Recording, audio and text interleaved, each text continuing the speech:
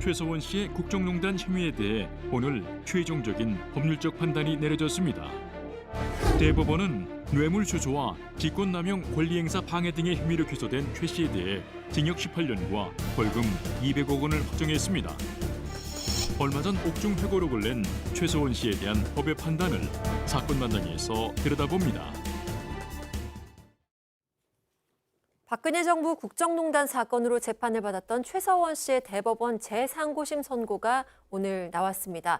우선 제3고심까지 진행된 이유가 뭔가요? 간단하게 이야기하면 받아들이지 않았던 부분들이 있었던 것이고 네. 이 부분에 대해서 대법원에서 한 번에 그 상고를 받아들인 다음에 이제 얘기를 했었죠. 그리고 다시 확정 판결을 내린 게 오늘입니다. 이렇게 되면 3년 7개월간에 걸쳤던 이 국정농단 사건에 대한 이 최서원 씨 판결이 나오게 된 건데 1, 2심에서 각각 징역 20년 선고했었죠. 그리고 벌금도 180억 원, 200억 원 선고를 했었는데 이 부분에 있어서 최서원 씨 측에서 상고를 했던 것이고 여기에 대한 대법원 판결은 당시에 일부 무죄가 있다라고 얘기하면서 형이 약간 가벼워졌던 부분이 있습니다. 징역 18년, 벌금 200억, 그리고 추징금 63억 원을 선고했는데 이 부분을 다시 상고했었고 네. 제3고심에서 똑같이 원심이 확정 판결되면서 징역 18년, 벌금 200억, 그리고 추징금 63억 원이 판결이 됐는데요. 아시는 것처럼 삼성 등에 뇌물 줬던 내용들, 뇌물을 받았던 내용들, 그리고 대기업 등의 K재단,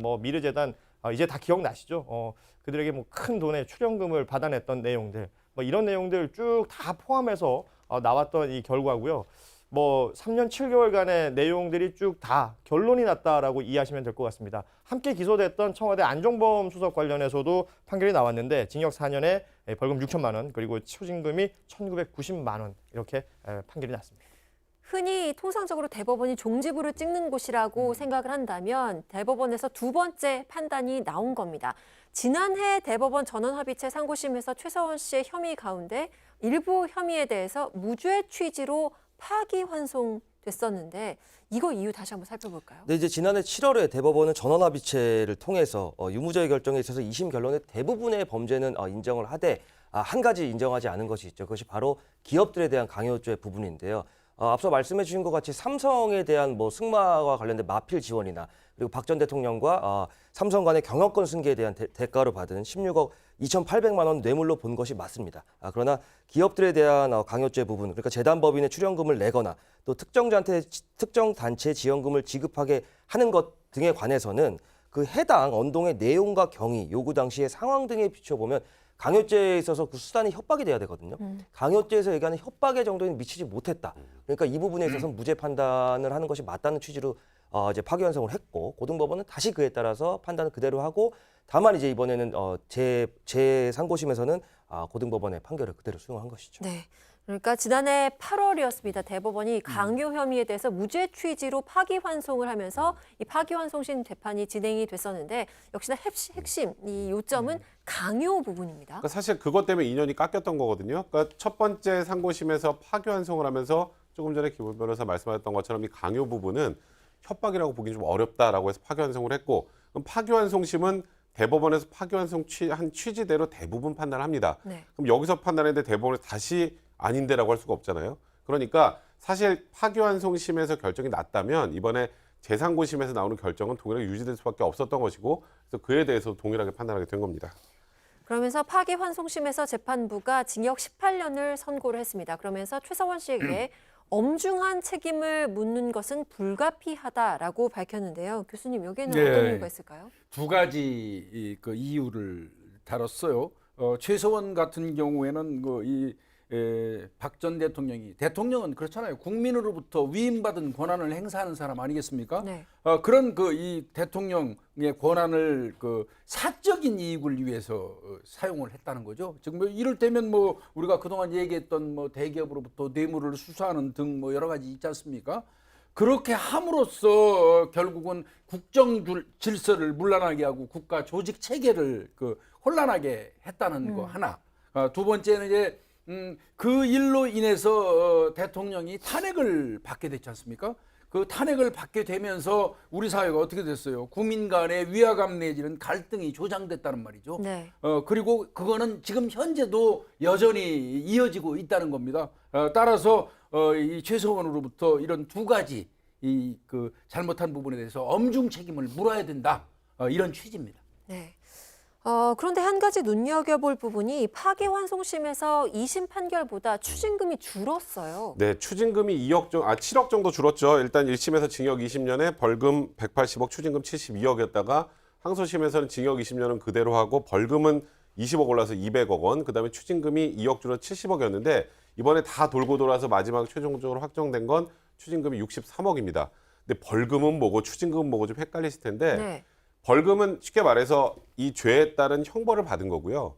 추징금은 이 죄를 가지고 얻어낸 이득을 국가에서 다시 뺏어가는 겁니다. 환수하는 건데 그 최순실 씨 관련해서는 그 말 3마리 얘기 참 많이 나왔죠. 삼성에서 제공받았던 말 3마리. 이게 뇌물이다. 이제 이게 사실 어찌 보면 이번 형을 중요하게 결정지은 가장 중요한 부분이었는데 추징금에서는 그럼 지금 이 말이 어디 있느냐예요. 이 말이 3마리인데요. 다 기억하실 겁니다. 아마 살시도, 비타나, 라우징 이 3마리였는데 네. 이 라우징이라는 말은 지금 삼성전자 승마단이 국내로 반입을 해서 안양마정에 보관하고 있으니까 이거는 사실상 최순실 씨가 직접 이득을 취한 건 아니니까 요 가치만큼 빠져나간 거예요. 그러니까 말 한 마리에 이 말 한 마리에 대한 가치 정도가 빠져나간 네. 거고 근데 최서원 씨는 재판 내내 아니 그 나머지 말 2마리도 지금 나한테 없는데 왜 자꾸 이것까지 나한테 추징금을 내라 그러냐 항의를 했습리다만 그걸 결국 받아들이지 않았던 겁니다. 네. 최서원 씨 측에서는 재판을 받는 3년 7개월, 구속된 3년 7개월 동안 계속해서 나는 죄가 없다라고 무죄를 주장을 했었는데 결국에는 재상고까지 거친 끝에 18년형이 확정이 됐습니다. 김호민 변호사, 이 부분은 어떻게 봐야 될까요? 네, 최서원 씨 측은 재판 과정 내내 사실은 이제 본인의 억울함을 주장을 했죠. 근데 이 최서원 씨가 억울함을 이제 토로한 부분을 살펴보면 이제 강요죄로 파기환송된 부분에 대해서는 당연히 이제 스스로 그 부분이 무죄라고 생각하니까 별다른 언급이 없었고요.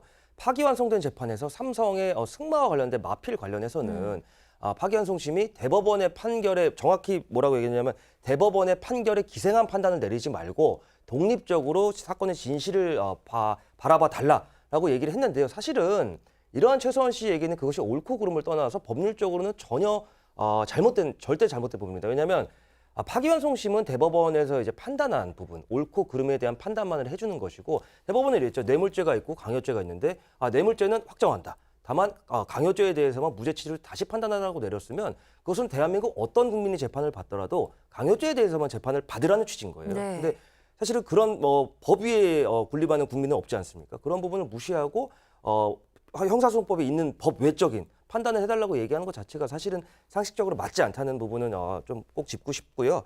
그런 취지로 이제 파기환송심이 선고돼서 결국 그것도 있죠. 최서원 씨가 이화여대 학사 비리로 또 3년을 선고받은 것이 있습니다. 네. 그러니까 합하면 총 21년을 복역을 해야 되고 최 씨가 2016년 10월에 구속이 됐으니까 2037년 10월에 만기 출소하게 된다라고 말씀드릴 수 있습니다.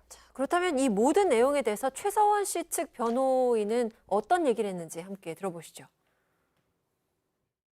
그 형사재판의 원래 목적은 억울한 사람을 만들어서는 안 된다는 데 있습니다.